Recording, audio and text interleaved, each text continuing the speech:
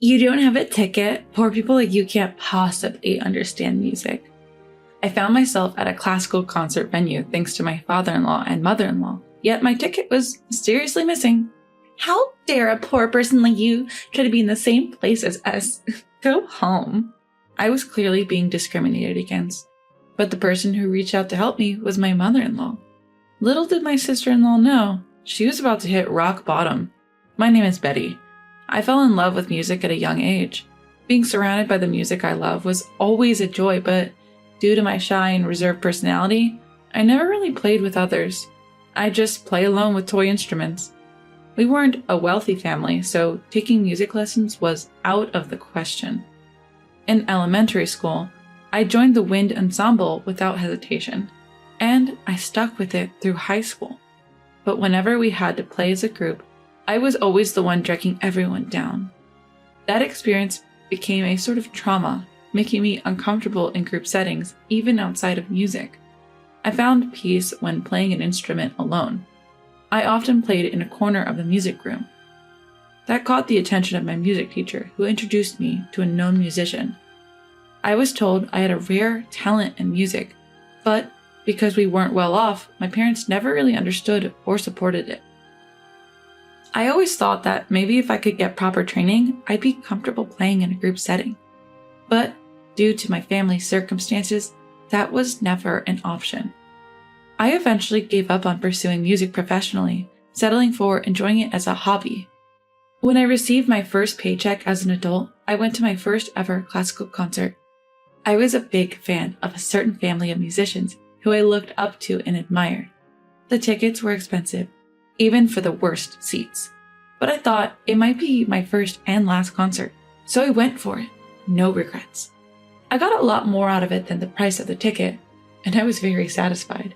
I'd love to go again if I get the chance, but I can't keep buying expensive tickets all the time. I'm contributing some of my salary to my family, and I have to save for a wedding too. As for marriage, I'm just waiting for the day I meet someone who feels right. After working for 3 years, my parents have started hinting that I should start thinking about my future. Back in the day, people usually got married in their late 20s to early 30s. My mom married my dad around that time too. Now, personal choice is highly valued. My parents seem to understand this and don't nag too much. But the lack of pressure makes me feel like I need to hurry up and get married. Even after getting a job, I'm still shy and introverted. I've been invited to group dates by female coworkers, but never really talked to anyone. Just being able to consider going on a group date is growth for me.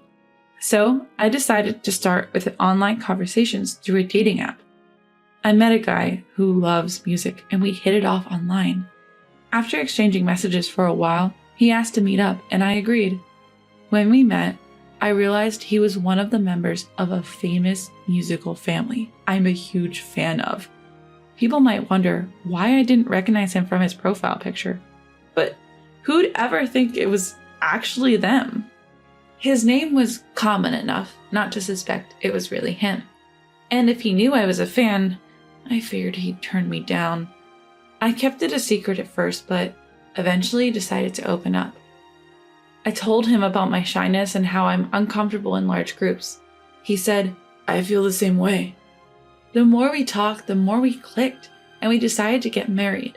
When I told him I was a fan, he said he was honored and his smile was radiant. Things moved smoothly and a date was set to meet his parents. His family members were usually busy touring, but there happened to be one day when they were all home. I nervously entered his house and waited for his parents and his sister-in-law entertained me in the meantime. She said, "As you might know, we're a musical family. If you can't play at least a violin, you're not really part of the family, you know?" I was in trouble. I had never touched a violin in my life, let alone played one. The school's band club didn't have room for violins. That's when her parents stepped in and said if she had musical skills, any instruments would do.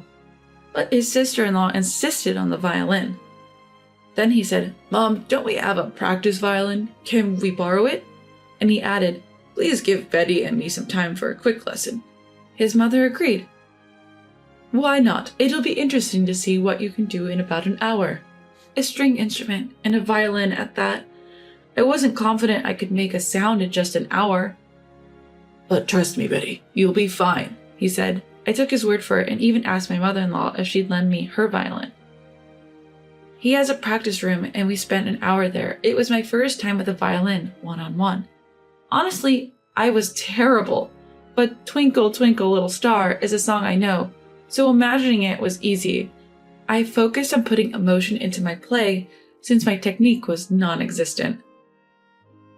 "You're doing great, Betty," my mother-in-law said. "Just making a sound on the violin is hard. You've come a long way, especially considering it's your first time. You're giving the music the respect it deserves." He also said, "You move me," and gave me a big round of applause. The only one who looked unimpressed was my sister-in-law. I guess she thought I'd embarrassed myself. She never expected me to actually be liked by her mom. And so, I was accepted into this musical family. I've officially become a married woman. The relationship with my father-in-law and mother-in-law is good, but a problematic hierarchy with my sister-in-law is emerging. She picks on me, makes snide remarks, and harasses me. She's very pushy and always retaliates if I talk back. I don't have the courage to do so, but that seems to irritate her even more. Either way, the harassment increases. When the family was on tour, there were days where sister-in-law didn't perform due to the tour structure. On those days, it was just sister-in-law and me left at home. Although we had a housekeeper, sister-in-law insisted that I should cook. After tasting it, she kept saying it was awful and poorly made. Even when she told me to remake the meal, she'd throw it away right in front of me, saying she didn't want to eat it anymore. She even spills soup intentionally. Acts like stepping on the small of my back or putting her foot on my head also happen. Even during family dinners, I get called to the bathroom. "When will you learn proper table manners? I don't want to share a table with someone like you," she said. My husband, father-in-law, and mother-in-law think I'm getting better, but she says, "I can't believe you can't even manage that." I don't think I'm as ill-mannered as she claims. Still, the sadness and frustration of not being acknowledged make me feel pathetic. After she leaves, I hide and wipe away my tears. Then my husband comes and says, "I was worried when you didn't come back. Wait, why are you crying? Is she giving you a hard time? Don't hold back, tell me everything." What a sweet man. I almost said, "Actually," but I heard the joyful laughter from the family gathering and I didn't want to upset him, just for me. If I could be patient, wouldn't it keep the peace? "No, it's not like that. I get along with her," I said. "But you were crying." "I was just so happy to be married and accepted by everyone. I couldn't help but cry," I said. My husband seemed to ponder briefly but soon agreed. "Yeah, you're right." He then took my hand saying, "Let's continue with dinner," and led me back to the dining table. It looked like we'd finally get some downtime from my father-in-law and mother-in-law. They even suggested going to a classical music concert as part of welcoming me. Listening to various performances and interpretations from different conductors can be enlightening. They asked me which concert I'd like to attend. I recommended one that my father-in-law and mother-in-law had previously enjoyed. We found out that they could possibly get tickets through a connection they had. However, my sister-in-law says she wants to handle the tickets. She claims she has some pull with the people involved. On the day of the event, we arrived at the venue and my sister-in-law heads over to the staff entrance. After a brief chat with the staff, she comes back with something that looks like tickets. One by one, she hands out the tickets to everyone. However, there was no ticket for me. People who are broke wouldn't understand music anyway, right? Excuse me? You and I are in different levels. Know your place. Now go home. You don't belong here. My husband offered to ask if any spare tickets were available. However, I didn't want to worsen my sister-in-law's mood and make things uncomfortable for everyone else. So I decided it was best to leave and started pulling my husband away. "Wait, Betty, you're not the one who needs to leave. It's her who's always mistreating you." Mother-in-law, who had been silent, pointed at sister-in-law. "Why me? Listening to music has nothing to do with being rich or poor. People have their own ways to enjoy it. It's not for others to interfere." Mother-in-law scolded sister-in-law, who had always been cold to me. "You think I don't know? It's obvious something's been going on behind my back." "That's not true." "Really? I find your envious heart far more impoverished." Then my brother-in-law chimed in. "Aren't you always sleeping through concerts? It seems you're oblivious, but it's glaringly obvious."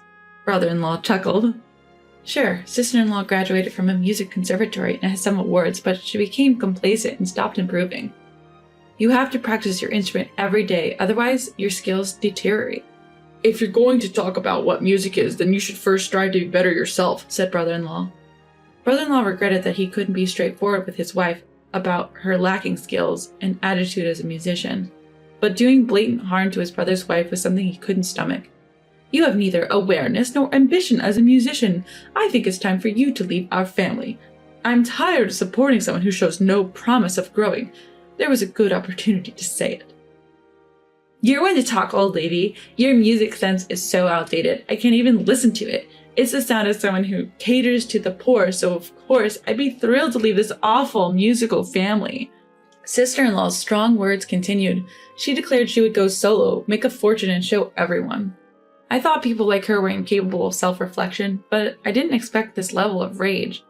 In the end, she stormed off, throwing a concert ticket on the ground. Mother-in-law picked it up and handed it to me. Let's go. She took my hand and we started walking. My second experience with a classical concert was truly moving. Different musicians and conductors bring a unique vibe and structure to the same piece. I wondered why the same piece could sound so different. I discovered new interpretations and learned so much. My mother-in-law seemed to notice my enthusiasm. After, the tension between my brother-in-law and sister-in-law reached a boiling point. Attempts to compromise and start anew failed, leading to their eventual divorce. My former sister-in-law hastily organized her solo concert. Ignoring advice, she overconfidently rented a venue that holds 5,000 people. Even popular classical concerts rarely fill such large spaces. Unsurprisingly, tickets didn't sell, and she ended up buying many herself to make the hall look less empty. Merchandise sat unsold, leaving her with an overstocked warehouse. Her second solo concert was equally dismal, attracting only a handful of attendees. Lacking both talent and a likable personality, she was unpopular. Online criticism abounded. Unable to pay her staff or cover other costs, she quickly sank into debt. Attempts at street performances were met with comments like, "You're terrible, stop annoying us," and even resulted in water being thrown at her. On my end, my mother-in-law suggested that I should get professional music training, given my apparent talent. I was both surprised and delighted by the suggestion, though I felt it was a little late to start learning an instrument. But it felt like an opportunity I had given up on was presenting itself again, and I couldn't believe it. I was told the choice of instrument was up to me. I'm considering the violin, especially since my husband has been helping me with it. My mother-in-law found a top-notch instructor who has nurtured many skilled violinists. I even began accompanying the family on their concert tours and helping out behind the scenes. Every day feels blissful as I spend more time with music and feel myself improving. My current dream? To perform a solo accompanied by my husband on the piano.